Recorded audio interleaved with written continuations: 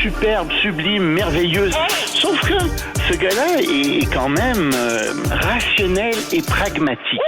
Mais ça pose un très grave problème.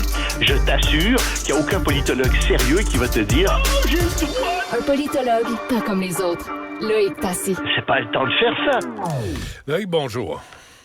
Bonjour, Benoît. As-tu vu les images de CNN? T'as pas vu? Qui rentrent, c'est extraordinaire. C'est une équipe de CNN, puis ils t'expliquent qu'ils sont avec l'armée israélienne. Alors, c'est épouvantable, hein, les dommages autour. Ils s'approchent des hôpitaux. Tout est détruit. Tout est détruit. Ça, c'est épouvantable. Et ils disent, on a eu le droit de tout faire. Tout ce on peut pas faire, c'est montrer le visage des soldats, sauf l'officier qui nous explique ce qui arrive. Ça, on peut le faire. Alors, ils s'approchent d'un hôpital et on voit sur le panneau d'une maison qui est juste adjacente à l'hôpital, des panneaux solaires, en fait, qui descendent avec et on voit que ça descend à l'intérieur de tunnels. Et le reporter descend là-dedans, on voit ce qui arrive. Et dans le sous-sol de l'hôpital, qu'est-ce qu'on trouve? On trouve une cache d'armes. Et plus que ça, on pense que des otages étaient dans cet hôpital. Et je dois dire que c'est assez bien fait, c'est assez convaincant. Évidemment, les gens au Hamas disent « Mais non, c'est de la propagande, c'est pas vrai ». Si c'est pas vrai, c'est une mise en scène qui est sérieusement extrêmement bien faite par le gouvernement israélien. C'est vrai qu'ils peuvent faire ce genre de choses, mais très franchement, je pense que les journalistes de CNN s'en seraient aperçus. Et donc, on descend dans le sous-sol de l'hôpital, on descend et on voit qu'en effet, le Hamas s'est servi de l'hôpital comme centre névralgique pour les combats, que plus que ça, il y avait fort probablement des otages qui étaient là-dedans. Il y a un calendrier, il y a toutes sortes de choses qui montrent, qui laissent entendre qu'il y a des otages qui étaient là, des armes. Et il semble, et c'est ce que les Israéliens disent, écoutez, ils se sont servis des hôpitaux comme centre névralgique pour les combats.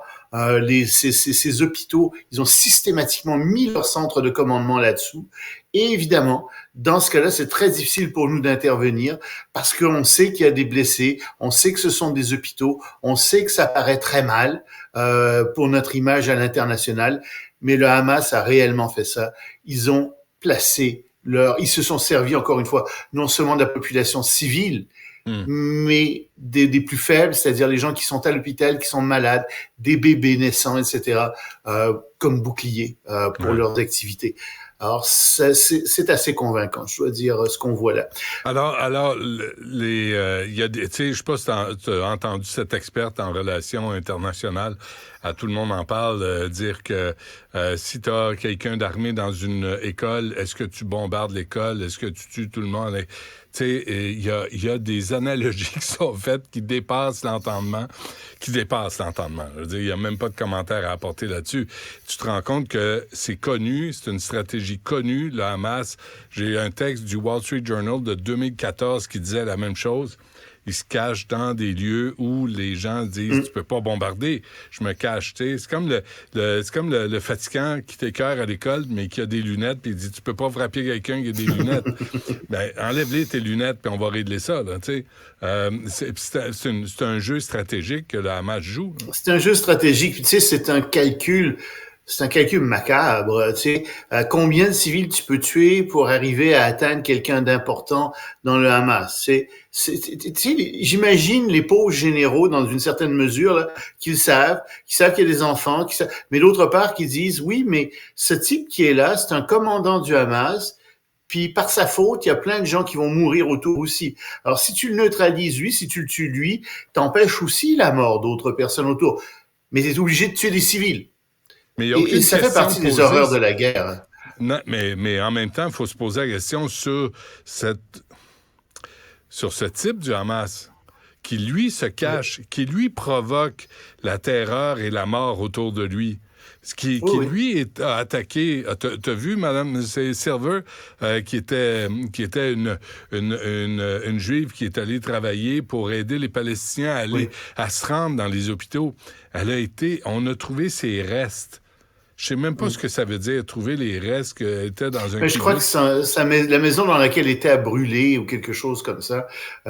Puis c'est pour ça que ça a pris du temps à l'identifier, semble-t-il. Mais oui, bon, on est dans une guerre, c'est horrible. Puis, tu sais, Je t'ai déjà dit, pour moi, dans la bande de Gaza et en Cisjordanie, les Israéliens ne sont pas chez eux. Puis ça pose un problème. Mais d'autre part, le Hamas, c'est une organisation islamiste, terroriste, qui mène des actions qui sont épouvantables et qui tient en otage non seulement des Juifs dans des sous-sols de la bande de Gaza, mais qui, d'une manière plus large, tient en otage toute la population de Gaza aussi. Parce que ils règnent par la terreur, ces gens-là. C'est ça qu'ils font aussi. Ouais. Alors, tu sais, c'est une zone grise. C'est difficile de dire ce qui arrive exactement, qui a tort, qui a raison. C'est vrai qu'Israël occupe ces territoires-là, puis Israël devrait sortir de là, il devrait y avoir 2 États palestiniens, puis j'espère que ça va arriver. Bonne nouvelle d'ailleurs, je viens de lire un sondage, des résultats d'un sondage qui disent que 70% des Israéliens disent que Netanyahou doit partir, et sous-entendu là-dedans, on en a assez là, faut régler ce problème, faut avoir 2 États, faut avoir un État palestinien. Moi, je souhaite tellement que ce conflit horrible et sanglant se termine par ça. Attends. Ça. On va quand même pas récompenser le Hamas d'avoir... Pas le Hamas, on nous sort de là. Lui, les gens le Hamas, l'idéologie du Hamas, les gens du Hamas, faut les trucs. De toute façon, l'armée israélienne dit qu'elle est rentrée.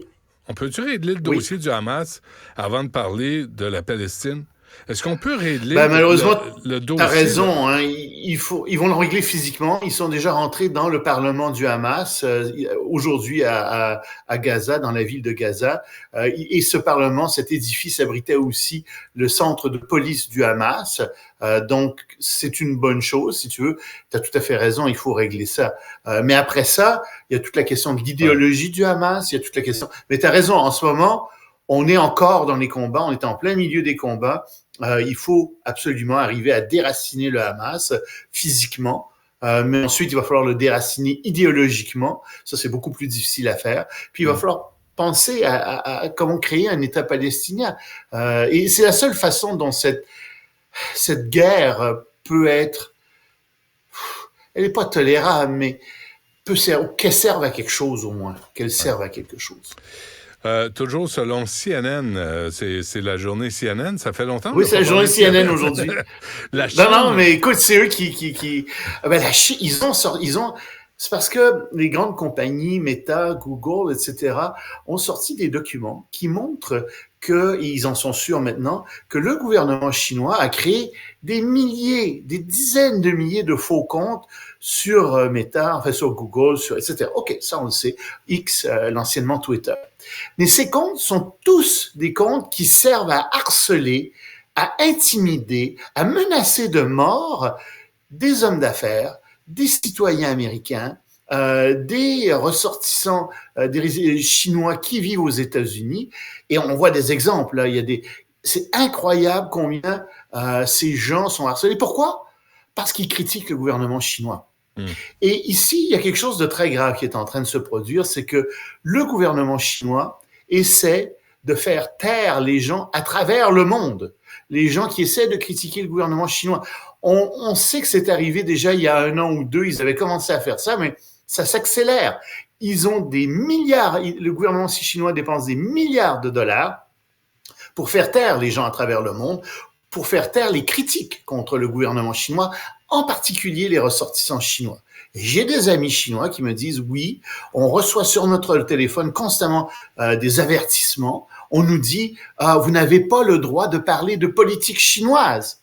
Ils sont pas en Chine, ils sont à l'extérieur de la Chine. Et donc le gouvernement chinois essaie de faire taire les gens, essaie d'écraser la liberté d'expression, pas juste des gens qui sont en Chine, mais des gens qui sont à l'extérieur de la Chine, ce qui est tout à fait intolérable. Cela étant dit, tu noteras que cette nouvelle-là sort juste avant la rencontre demain entre Biden et Xi Jinping. C'est pas un hasard. C'est pas un hasard. Il y a beaucoup de gens aux États-Unis. Est-ce que le président Biden est au courant? Il a sûrement été mis au courant. Ce que je te dis, la question, c'est pas s'il est au courant, c'est est-ce qu'il va s'en souvenir quand il va parler à Xi Jinping. C'est ça la vraie question. Ouais, moi, je suis sûr qu'il a été mis au courant. Mais les journalistes vont essayer de poser la question. Est-ce que Xi Jinping va accepter seulement de répondre à des questions de journalistes? Moi, je pense pas. Parce que ces gens-là, c'est des pleutres. Ces sales dictateurs comme Xi Jinping, ce sont des pleutres qui ont très peur de répondre à des questions. Et tu vois, il y a vraiment un problème avec Xi Jinping qui terrorise le Parti communiste, qui terrorise la population chinoise. Et il faut le dire, ça pose un problème pour la sécurité non seulement des Chinois, mais pour celle du monde entier aussi. Il y a vraiment un problème ici. Pendant ce temps, au Danemark... C'est une drôle d'histoire qui arrive au Danemark. On a brûlé au Danemark un Coran, puis bon, évidemment... Moi, je suis contre brûler des livres, des autodafés, je trouve ça épouvantable, qu'il s'agisse d'un Tintin, d'une bande dessinée, ou... Non, on brûle pas des livres, moi, je trouve ça ignoble, d'accord? Ouais. Mais bon, le Parlement, au lieu de dire c'est ignoble de brûler des lois, etc., c'est dire, bon, on va faire plaisir aux minorités musulmanes et on va interdire de brûler des livres religieux ou de les dégrader ou de les piétiner ou quoi que ce soit du genre. Sauf qu'il y a plein de gens qui disent, oui, mais attention, là, c'est parce que vous rentrez dans la liberté d'expression aussi. Est-ce que des artistes auraient le droit de faire ça? Ah, on pourrait peut-être faire une exception pour les artistes. Oui, mais si vous faites une exception pour les artistes, est-ce que les artistes sont des citoyens qui sont au-dessus des autres citoyens? Puis si vous faites ça pour la Bible, pour le Coran, est-ce que vous allez le faire pour d'autres livres, pour d'autres choses? Et ici, on voit qu'en fait, ce qui se produit, c'est que le Parlement cautionne, rentre dans la logique religieuse. Encore une fois, je suis contre le fait de brûler des livres. Je préfère qu'on s'exprime contre eux, mais si tu peux pas les brûler, est-ce que tu peux les critiquer? Probablement pas. Tu rentres dans cette logique-là doucement. Tu peux plus dire que ces livres sont des livres qui sont écrits par des humains qui se sont trompés. Tu peux plus dire ça parce que ça devient sacrilège. Ouais. Donc, et c'est ça qui est très grave dans ce qui est en train de se produire. C'est la même chose que la loi sur le blasphème, exactement. Et il faut pas rentrer dans cette logique-là, parce qu'encore une fois, c'est une logique religieuse, et c'est une logique qui, finalement, va empêcher de critiquer les religions, ce que ces gens veulent, absolument. Alors que les religions sont devenues bien souvent détestables, et que les fondamentalistes religieux, en particulier, sont des gens qui empoisonnent la vie de tous les gens qui sont autour d'eux. À peu près, oui. Avant qu'on se quitte, tu t'es acheté une Ferrari, paraît-il? Oui, à New York, j'ai été à New York, un petit 51 millions de dollars, tu comprends, c'est une belle Ferrari rouge 1962, 250 GTO. Je sais pas si tu as déjà vu cette superbe Ferrari. Non, les enfants avaient ça. Modèle 61 est meilleur. Toi, tu préfères le 61? Ouais, mais il y a un beau set sur le 62. Non, il y a un beau set décrit. Il a couru aux 24 heures du Mans. Il y a eu un petit problème de moteur. Il n'a pas été capable de finir. La voiture n'a pas été capable de finir. Mais bon, on m'a assuré que tout était rénové, que le moteur avait été remis à neuf. C'est un gars de l'Ohio qui a vendu ça chez Sotheby's. Ils sont un peu déçus, parce que c'est quand même la voiture la deuxième plus chère au monde qui a été vendue. C'est une œuvre d'art, elle est magnifique. Mais il y a une Mercedes qui a été vendue pour plus que ça, pour 135 millions de dollars. Alors, les gens étaient un petit peu déçus. Ils pensaient que ça atteindrait au moins 60 millions de dollars. Mais tu sais, il y a juste de la place pour 2 personnes. Alors, évidemment. Ah ouais. C'est cher le siège, Jean. C'est cher la place. Les gars, je fais dur. Oh, mais si tu roules avec ça, si tu roulais avec ça à Montréal, tu te ferais remarquer, Benoît, je te l'assure. Tu peux pas rouler. Mais je te conseille pas d'y aller l'hiver.